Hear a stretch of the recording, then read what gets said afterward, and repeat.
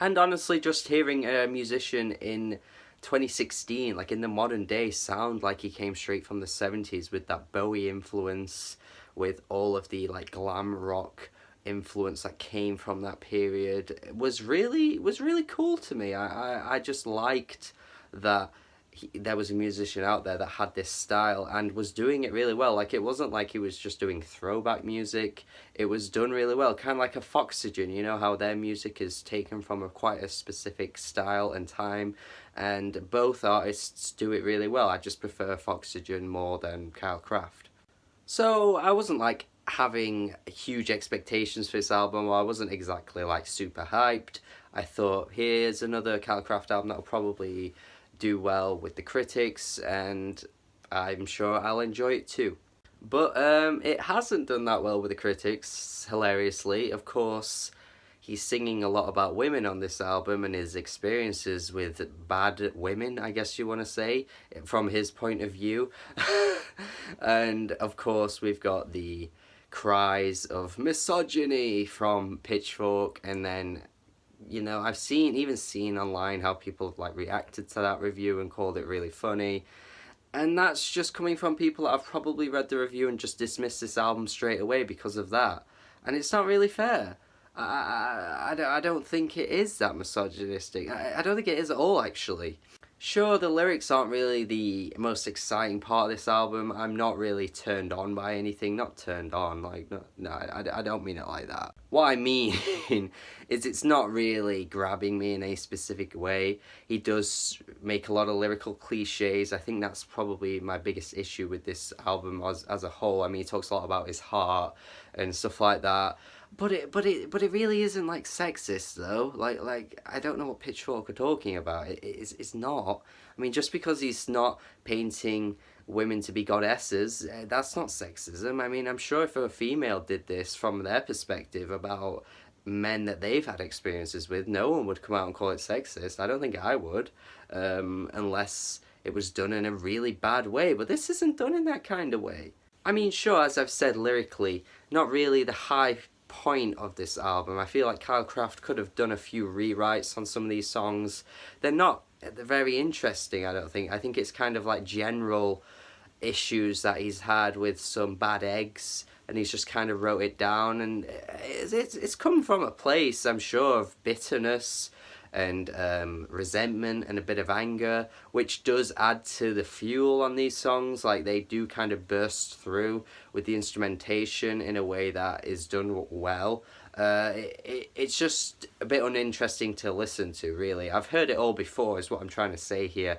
There are plenty of rock albums in the past that have done this topical style, and it's just kind of one of those things, like, you once you've heard it enough times, it's sort of a bit like, I'm kind of over it. It's a reason why an album like Control by SZA does so well with a lot of people and garnered a lot of acclaim, because like, she's playing from a perspective of being the side chick, you know, the weekend woman that the guy is in relationships with, and then comes to her on the weekend, and like, that's who she is. Whereas like Kyle Craft on this album is basically having bad experiences in relationships, and he's just kind of not really adding anything exciting to the mix. That's all I've got to say. That's not to say that this is a bad album. I just don't find it ear-grabbing in that sort of way. But musically is where this album does surpass what you might expect, because like, it is a rock album, but it's more than that, you know. There's so much like energy in the performances. Like, the instrumentation of this album is so good. Like, I'd love to see this live. Friggin' hell. Just the absolute like fire played in like the guitars. It really is just exciting to listen to in that aspect. Just lyrically, what I've been saying, it's not that exciting. And as a vocalist as well, Kyle Craft is friggin' great. Like, there is just so much like power to his voice. He can reach so high. His range is just brilliant, honestly. There's such a bombastic energy to these songs, which I do like. And it's just a shame, because I think Dolls of Highland did this a little bit better. Like, I feel like that's a better version of what we're getting here, really. Sort of like how Jeff Rosenstock went from Worry to Post. Like, Post is a lesser version of Worry in a lot of aspects. Even though I love Post, but I'll admit, like, it's more of the same, and I feel like this album here is just more of the same.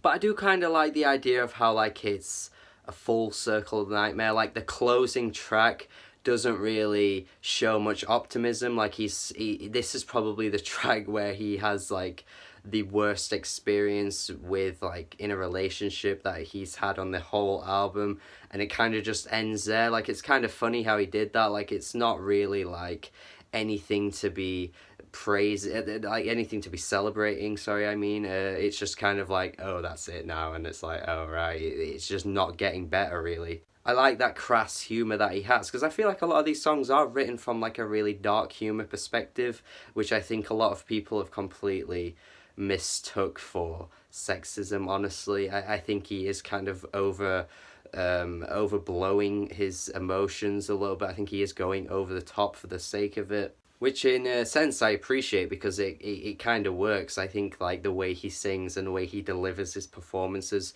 fits that style perfectly, so that's why I can't really say this album is bad in any way, because he does everything to a point where he knows exactly how to sell it, and he's really good at it. He's a performer, really. This is like a theatrical performance. That's what I hear when I listen to this kind of music, because it's just so over the top. It feels staged.